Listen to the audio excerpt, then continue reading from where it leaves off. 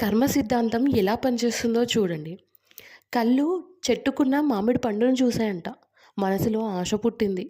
కళ్ళు పండును తెంపలేవు కాబట్టి కాళ్ళు వెళ్ళాయి చెట్టు దగ్గరికి పండును తెంపడానికి. కాళ్ళు పండును తెంపలేవు కాబట్టి చేతులు పండును తెంపాయి. చేతులు పండును తినలేవు కాబట్టి నోరు తినేసింది. మరి ఆ పండు కడుపులోకి వెళ్ళింది.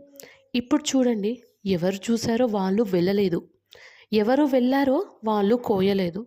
ఎవరు కోసారో వాళ్ళు తినలేదు. ఎవరు తిన్నారో వాళ్ళు ఉంచుకోలేదు. ఎందుకంటే అది కడుపులోకి వెళ్ళింది.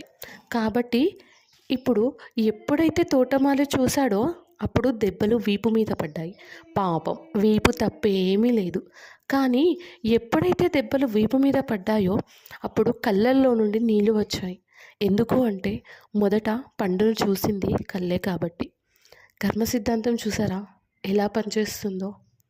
వీడియో నచ్చినట్టయితే నా ఛానల్ని లైక్ చేయండి, షేర్ చేయండి, సబ్స్క్రైబ్ చేసుకోండి అండ్ కామెంట్ చేయండి ఎలా ఉందో.